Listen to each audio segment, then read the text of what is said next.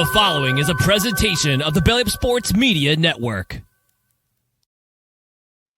Here's what's cooking on today's Sports Stove Football Show. We continue our NFL previews by breaking down the AFC South. That's what's cooking on today's Sports Stove Football Show.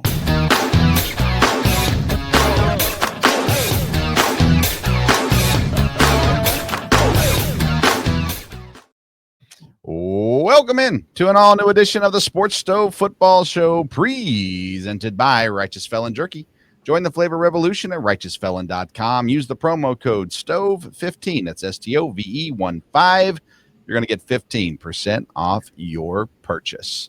Welcome in. I'm Vince Stover, joined as I am every week by my dad, Dale Stover. Dad, how you doing? Doing good. It's fun to boy football getting ever so close here. So.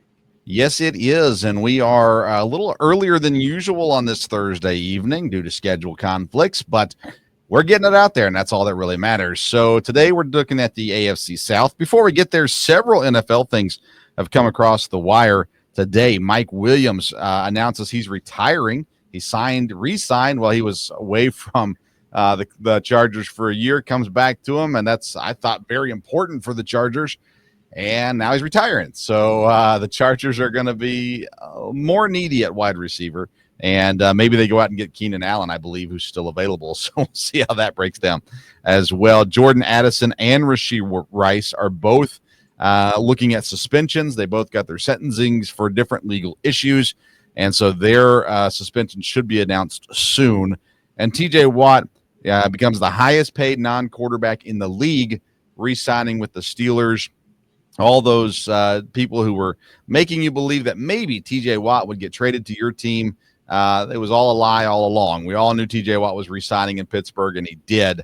Highest paid, again, non-quarterback in the league right now. So, Dad, as we inch closer, I believe, Tuesday, I think teams are reporting. Players are reporting next Tuesday, I believe. And so this kind of news will continue to break down every single week. We're going to have more and more football news every week as it goes along. And Dad, it's funny, you get the one thing that you always talk about is stay out of legal trouble, and you got two guys who were previous legal trouble that are now getting their sentencing. Quinshon Judkins got arrested last week. So, there's also, I think the GMs and the coaches are saying, can we just get everybody in the building and let's get things rolling? That's it. So, but yeah, some of the teams I think reported this week, because some of the ones with new coaches or playing overseas get to report early, and then everybody else. I know the Packers had their first practice on Wednesday of next week, and I think most teams are kind of like that. I know we talked off air, and I mentioned something that I thought come up this afternoon. I remember now what it was.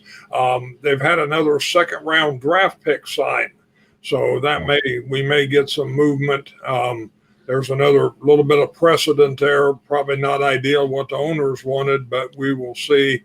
The 43rd pick in the draft gets 88% guaranteed. So we'll see where that was. I know the second round picks want to get in training camp. They need to from a performance standpoint. So probably things will start moving in the next day or two, I would think.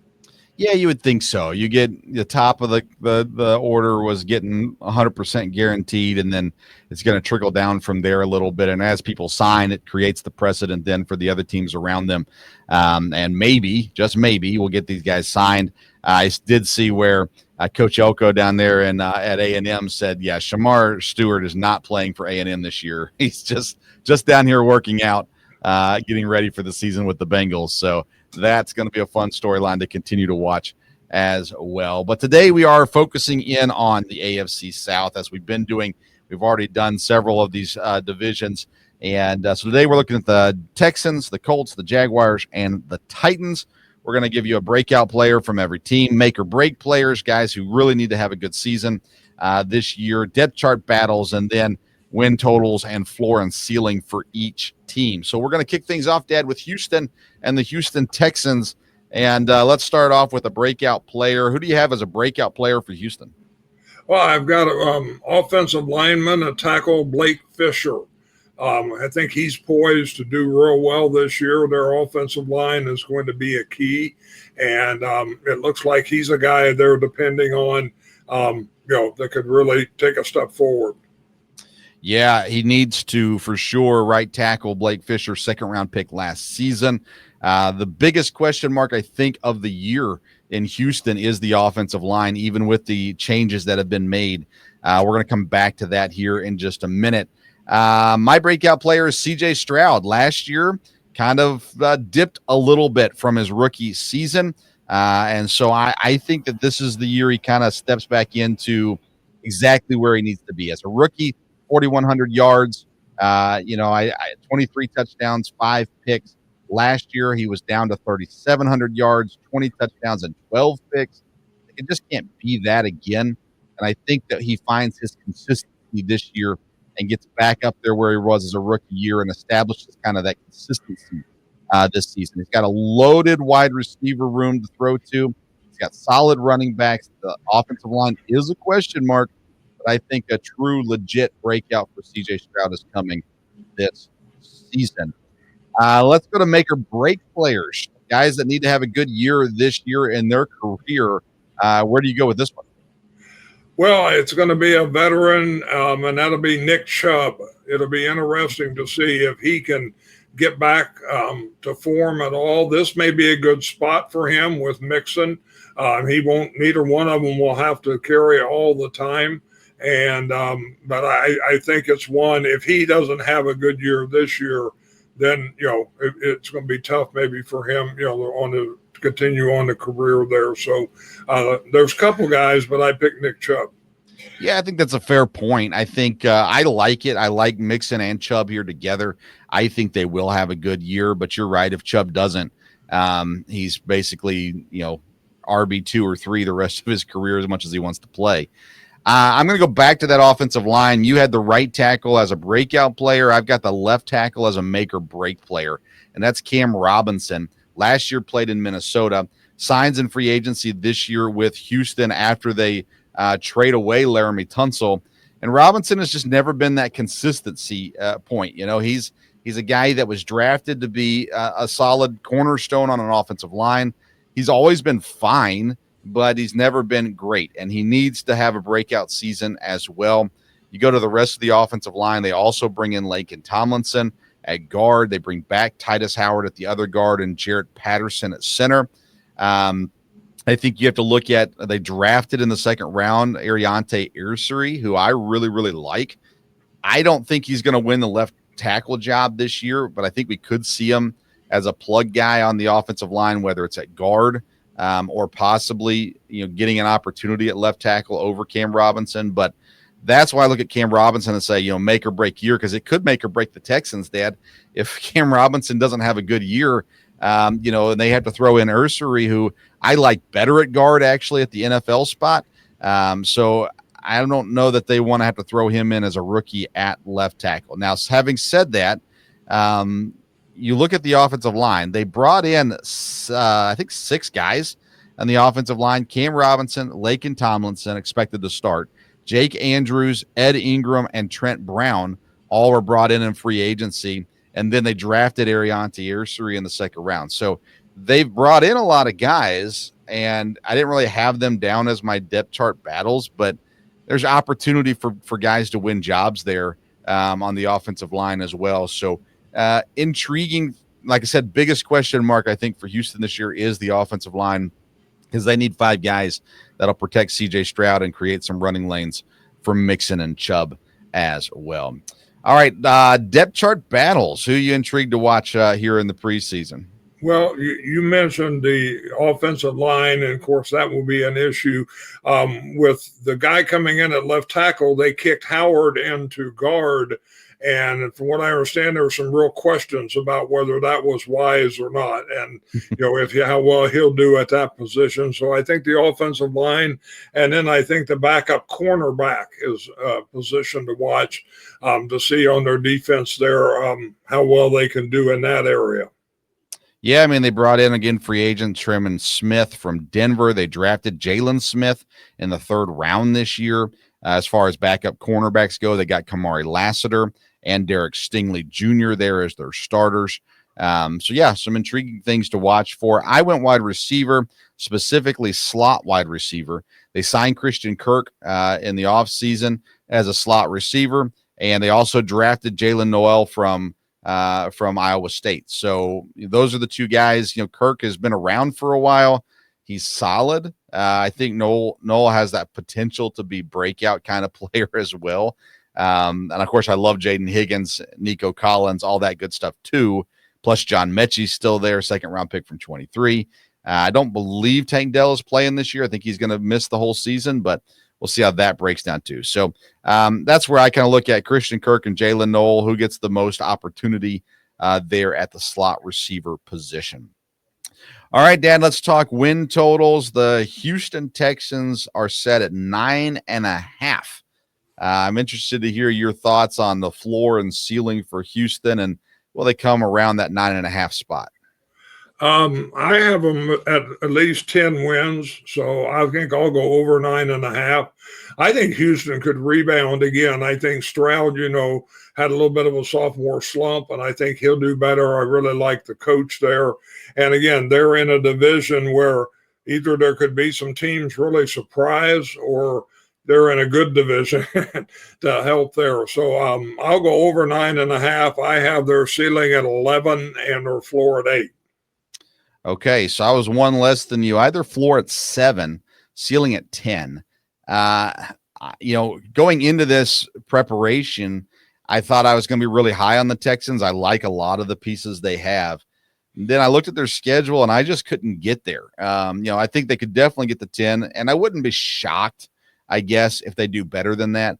But the schedule's tough. I think the division is going to be harder than people realize to some degree too. So, at 9.5, I would dare to say 10, but I also wouldn't be shocked. This is a division where it seems like nobody's wanted to win this division now for a while as well. So I'm intrigued on the Texans, and we'll come back to them when we look at the complete recap of the division as far as our predictions go. But I got their ceiling at 10. I got their floor at 7. I really thought that the ceiling would be higher for me. I just couldn't get there this year. All right. Indianapolis is next, the Indianapolis Colts. And lots of fun this offseason in Indianapolis with Daniel Jones coming over, and Colts fans don't seem too ecstatic about that. Anthony Richardson supposedly is healthy. We'll see how that breaks down. Who wins the quarterback job? And have they figured out the other things they had to figure out here in the offseason? So let's start with a breakout player in Indianapolis this season, Dad. I'll kick this one off with the edge rusher, Laiatu Latu, the draft pick last season. Last year, he had 32 tackles and 5 sacks. I think he explodes off the scene this year, getting close to double-digit sacks this season. So Latu is my breakout player for Indianapolis. How about you? Yeah, that's a strong pick. That was one you definitely have to look at. I think the other one is a rookie, Tyler Warren. We really liked him coming out. Again, I think whoever the quarterback is going to look for a tight end. And, this guy, we've had rookie tight ends do real well, and I think he's set up to do that. So I would think Tyler Warren could be a breakout in his rookie year. Yeah, I also want to mention Alec Pierce, the wide receiver. Last year, he led the team in yards and in touchdowns, but he only got 69 targets all season. Not 69 catches, only 69 targets all season, which I was kind of blown away by that. Pittman had 42 more targets. Downs had 38 more targets. Pierce is just the better of the three. So, Pittman's pretty good. I'll give you that. But Alec Pierce might be another guy to watch out for if he can lead the team in yards and touchdowns with far less targets. Maybe they get him more targets this year and therefore more yards and touchdowns as well. All right, make or break player. Who'd you go with for the make or break player for Indianapolis? Well, there's a couple obvious ones, and I think it'd be Richardson, the quarterback. I mean, if he's going to be their quarterback, then this will be the year that he needs to show that, I guess, even if he wasn't necessarily the starter, that he's a guy that they're going to have for the future. So we'll see about that. All right. I went a different direction on this one. I went back to wide receiver, Adonai Mitchell, last year's big draft pick. This is just a kind of a loaded wide receiver room, although they don't really have elite stars here. Michael Pittman, Alec Pierce, Josh Downs, and then Adonai Mitchell, second-round pick last season. He only had 23 catches, 312 yards, and 0 touchdowns in his rookie year. And I really feel like he needs to show up this year and be more impactful than he was last season. The Colts are going to need people to make plays. And if Adonai Mitchell can't do that this year, I just don't think he's going to stick around very much longer in Indianapolis. Depth chart battle. We have to talk quarterback in this one. Daniel Jones and Anthony Richardson fighting it out. Richardson, like I said, supposedly is healthy. He'll report next week, and Indianapolis will get their eyes on him again and make sure he's fully cleared. Daniel Jones, I think Daniel Jones is the better option personally. Richardson has more athleticism, more upside, maybe even to a degree, but Daniel Jones, I think he's going to come in, earn the respect. I think he has earned the respect of the locker room. And I think a change of scenery is going to be really good for Daniel Jones. So I think Daniel Jones wins this battle, but we'll see. But to me, that's the only depth chart battle that matters in Indianapolis. Personally, I think is the quarterbacks. Any thoughts? Yeah, as I was reading up on it, it does seem like there was a good battle of linebacker between Jalen Jones and Juju Brents. And so, their defense has been good in the past, and they're going to need it to be good. So I think those two guys are battling. And on the offensive line, I think the right guard spot is kind of open for battle. So. Yeah, I mean, anybody that can win a job on the O-line is going to make the O-line better, obviously. So, yeah, fair points there all the way around. Okay, let's head to the win totals now. Indianapolis is set at 7.5. Man, I wanted to be high on Indianapolis too, Dad. I love Jonathan Taylor and what he brings. They've got some real weapons, adding Tyler Warren in the draft as well. I don't know that I'm a huge Steichen fan as head coach. Either. I've got their floor at 5, their ceiling at 8. So 7.5, I'd probably go under if I was a betting man, but I don't know. Your thoughts on the floor and ceiling for Indianapolis? Yeah, I will go under 7.5 also. I couldn't get that high, and I had my floor and ceiling exactly like you did on that one, 8 at the top and 5 at the bottom. I think Indianapolis could struggle for the battle, make or break. I almost mentioned the coach. Sure. I don't think he's going to have a real long leash here. If they start out now, again, they're in a conference. All of a sudden they win a couple conference games, right? But let him lose to the Titans and the Jaguars, and he might be the first guy out. We'll see. All right, very good. Very good. Let's head to Jacksonville next. Breakout player for Jacksonville. I went with the tight end, Brenton Strange. Last year, had 40 catches, 411 yards, and 2 touchdowns. He was second on the team in receiving yards, which is pretty crazy. Now he is tight end 1 without a question, and I like him to have a breakout season because really I like Trevor Lawrence to look better as well. You add in Travis Hunter on the offense with already Brian Thomas. I just think it opens the door for Brenton Strange to have a massive season. So he's my breakout player for Jacksonville. What about you? Well, I don't know if you can really call these breakouts because of who they are, but I think it'll be the number 1 wide receiver. I think, Hunter is going to be real interesting. I think he'll be a difference maker depending on how they use him. And Brian Thomas, was good last year, but is he going to be, one of the elite of the elite? He could be. And again, I think it'll depend on how they use the two. So I've got the 2 wide receivers, Thomas and Hunter. Okay. Make or break player. I went with the running back, Travis Etienne. Rookie year, he had 220 carries for over 1,100 yards and 5 touchdowns. He also had 35 catches that year. In 2023, decent year, 267 touches, 1,000 yards, 11 touchdowns to go with 58 catches.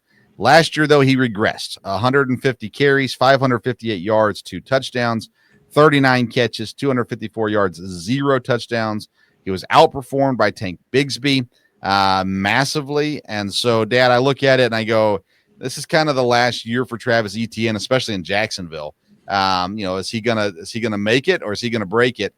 And as much talent as he has, it kind of seems like, man, they drafted by Shul Tootin in the 4th round as well. Tank Bigsby's still there. So it's a make or break year for Travis Etienne, in my opinion.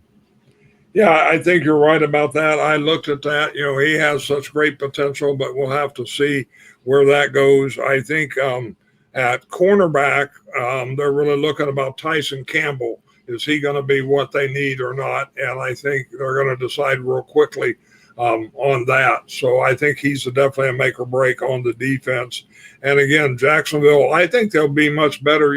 I went into studying this thinking Jacksonville really was going to have a tough year. But as I looked more and looked at it, I think there's potential there when you look at, at that in their schedule. So, again, I've always been big on Lawrence, and hopefully he'll have a good year. So I had the Tyson Campbell, the cornerback, as the make or break guy. Yeah, I mean, last week you talked about Ben Johnson. He's not a head coach. He's an offensive coordinator and all this kind of stuff. Liam Cohen now, he was a quarterback coach at Kentucky not that long ago. Offensive coordinator there, quarterback coach at the Rams, offensive coordinator with Tampa last year. Comes in kind of in the middle of the night in Jacksonville. Really weird how that one broke down. But Liam Cohen steps in. I admit I'm very much up in the air on Liam Cohen. I don't know. I don't know. He gives off kind of a Lane Kiffin vibe back in the day, right? So where it's like when he left Tennessee to go to USC and it never turned out to be what everybody hoped it was going to be. So not saying that's what he is. I'm just saying it's the vibe that he gives off. He's kind of an odd dude anyhow, but he knows how to do offense. The question is how will he do with the team for sure. Depth chart battles. Who do you have for that? I think strong safety, again, on the defense is going to be a key, so that'll be a battle, as well as the offensive line getting it settled for Trevor Lawrence. Yeah, offensive line I think is important. The guards are a big thing. Ezra Cleveland, Chuma Edoga, and then on the left side, and then Patrick McCarry and the rookie Wyatt Millum on the right side to figure that all out is important. And then I also put down as my depth chart battles, I just wrote the name Travis Hunter.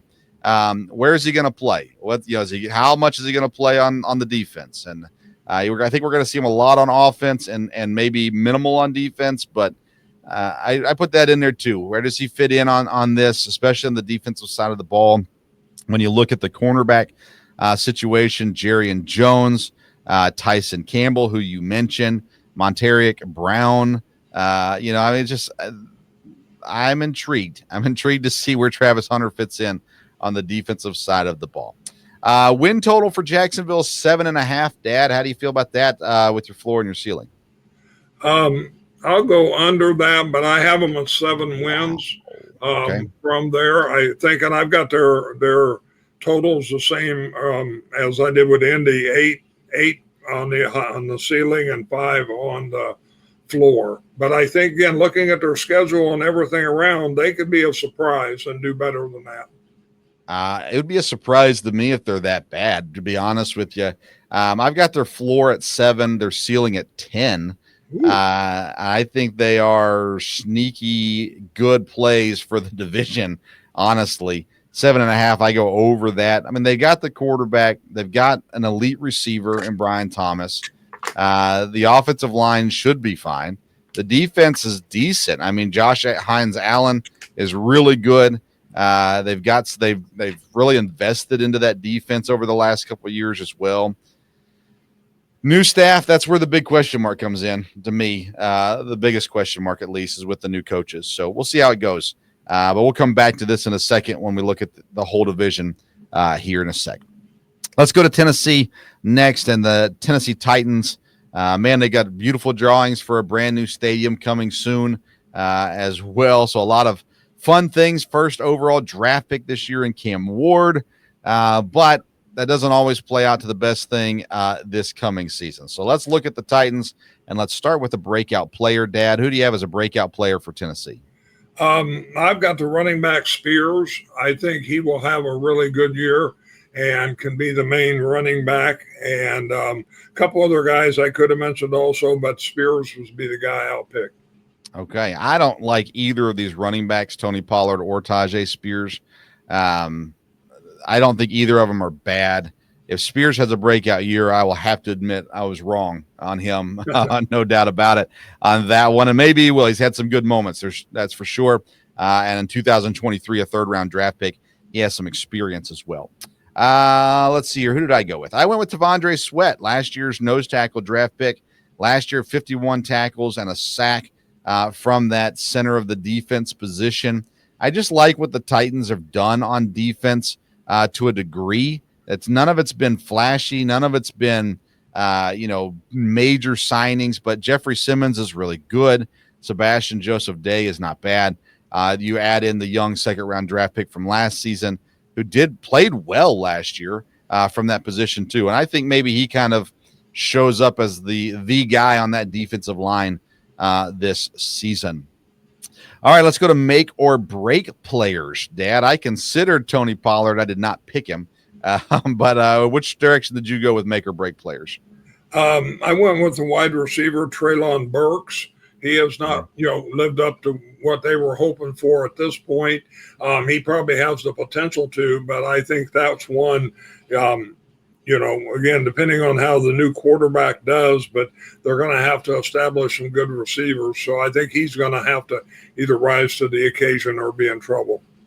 And I think he's got to do it fast, Dad. I don't know that he makes the opening day roster if he doesn't show up, in preseason, because they signed Van Jefferson, they signed Tyler Lockett, they draft Elik Iomanar, I can't say that, Iomaner, and Chamiri Dike, and then they had an undrafted free agent and Xavier Restrepo, who was Miami's best receiver last year in college. Plus, of course, they've got Calvin Ridley as well. It's a loaded room back there, and I'm interested to see if Treylon Burke even makes the 53-man roster. I went with, who did I go with? I got to find it. The tight end, Chig Okonkwo. Last year, the last 2 years, I guess he's been fine. 50-plus receptions, around 500 yards and a touchdown or 2 touchdowns. He's with a rookie QB. He needs to be more of a playmaker, and I just don't think he's going to be able to do that necessarily. And I think that his tight end 1 spot is up in the air this year. He needs to really show out this year. They drafted Gunnar Helm in the 4th round, so he's got some pressure behind him. And I think Okonkwo has never been what they need him to be ultimately. And again, you throw in the rookie quarterback, he's just going to have to make plays. I'm not sure that he's equipped to do that. So that's my make or break player for Tennessee. Depth chart, Dad. Who do you got for the depth chart battles? Well, I think, when you look at it, there's a lot of competition all over for the Titans. Yes. I don't know if there's a lot of people set. Defense has always been important for them. It's going to be. So I think cornerback is a position that's really not settled at all. They're going to be looking for two guys that can really stand out there. Okay. I think edge rusher is another one to look at specifically. They bring in Draymond Jones from Seattle. They draft in the 2nd round, Oluwafemi Aladejo. And I think those guys are going to be battling for snaps. I think Arden Key's got it pretty well locked down on the other side. They also brought in Lorenzo Carter from Atlanta this offseason as well. And then back to the receiver room, you just got all these rookies, 3 guys, 2 4th-round draft picks, and an undrafted free agent that are going to be just fighting for snaps. So who gets those positions? Who's going to get the opportunities? A lot of people really think Restrepo, the undrafted kid, is going to be the one that kind of shines out of this group, mainly because, he was so good in college, but his measurables, he's slower than dirt, but yet he still just made things happen in college. So we'll see how that shakes down. I'm intrigued. You talked about Treylon Burks as well. Does he win a spot? Is he able to perform? If I was him, I'd be wanting to get out of Tennessee and get an opportunity somewhere else, honestly. But we'll see. And then Colton Dowell, who's last year's 7th round, or 2 years ago, 7th round pick, sticks around. He's a local kid, made the team 2 years ago as an undrafted rookie, as a 7th round draft pick. And, just kind of that that guy that just kind of never goes away. So we'll see. There's a lot of competition there at wide receiver. Dad, Cam Ward, year one, I don't know what's the expectation for Cam Ward. I know he's the number 1 overall draft pick, but it kind of feels like people aren't putting a whole lot of pressure on him for this season. Well, I think the fact of where he is with the Titans, I mean, you can't expect him, to win everything. I mean, I think he does have a good coach, and of course we'll find out about that because that coach may not have a long tenure either. Right. But they're going to have a plan that fits him well because, again, I coming out in the draft, he was probably the best guy for be first, but I don't know that he's a can't miss quarterback. And going at the Titans, I mean, he just doesn't have the weapons. He doesn't have everything going for him there in a lot of ways. So, we'll see. I don't, we used to live in that area. We don't now. I don't know what the fan base, I don't know if they're all excited about him. I would assume there's a lot of question marks. Is he going to be what they need or not? I would assume as a fan base, you're excited about Cam Ward. I just don't know that you're excited about anything else that's going on in that team right now. Like that's the one thing you have to be excited about is Cam Ward. So, Brian Callahan, I don't know that you can blame him. You look at the talent on that roster and yikes. So does he, what does he have to do to hold his job this year? Will be interesting to find out as well. Win total for Tennessee is 5.5, which is pretty much where I had them at, Dad. I had their floor at 4 and their ceiling at 6.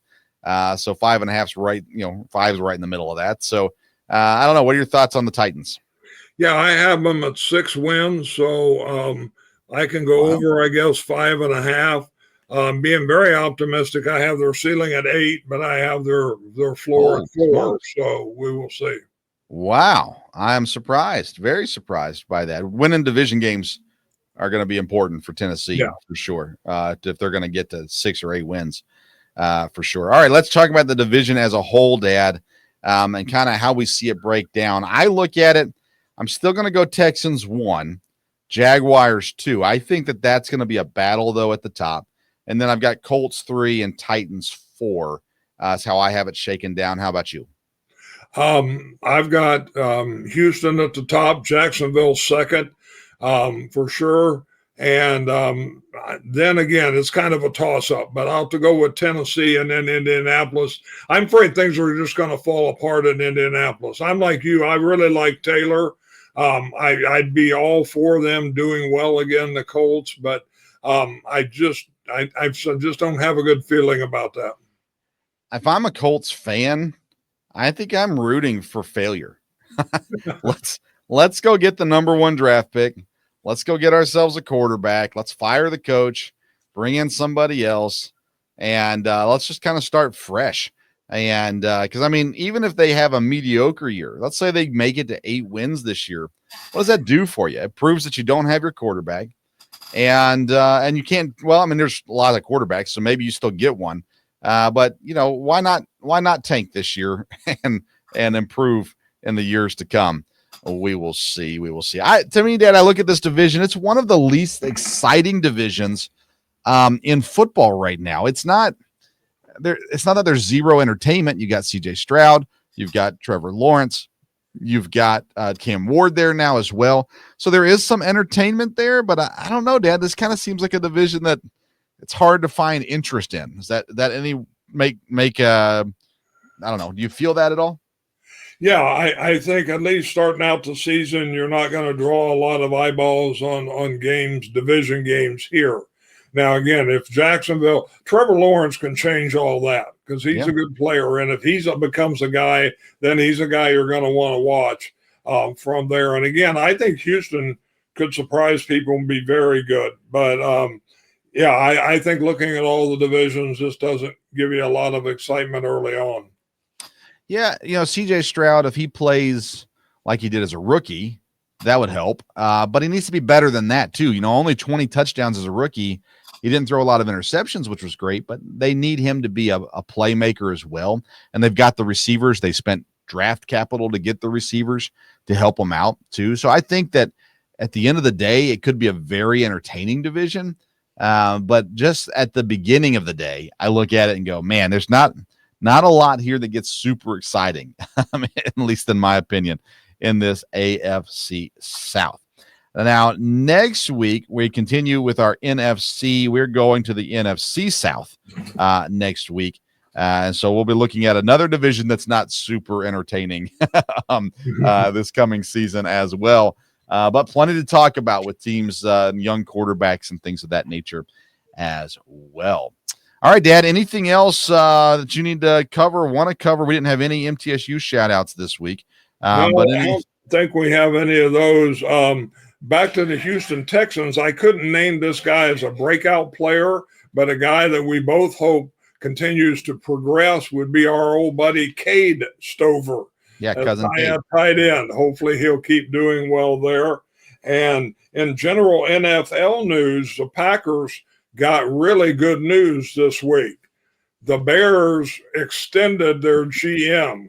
So that looks good for the future there.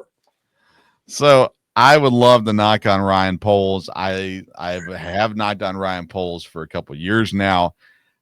I look at what he's done last year and this year, specifically this year, Dad, and I go, the guy actually did some good things this year, at least in my opinion. Drafting Colston Loveland and Luther Burden, I think, was a positive thing. I think Shamar Stewart was a good draft pick as well. He brings in Grady Jarrett from Atlanta. That's a good signing.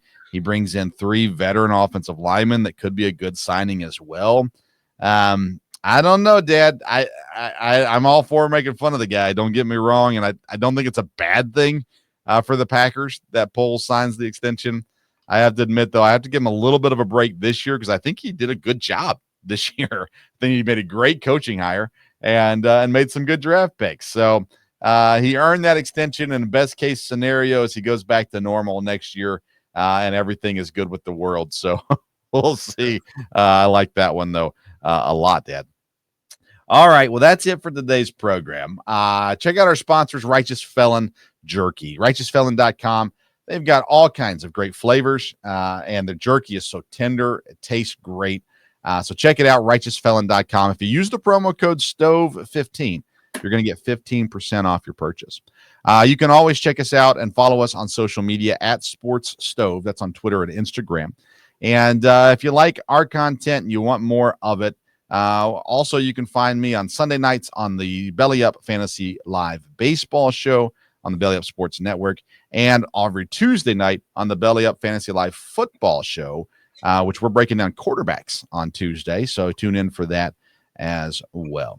All right, we sure appreciate you listening and tuning in to today's edition of the Sports Stove Football Show. Hope that you'll be back with us next week as Dad will be in studio. We'll be in the same room next week for this show. So make sure you tune in for that. But we sure appreciate you tuning in this week. Until next time, we'll see you around the Sports Stove.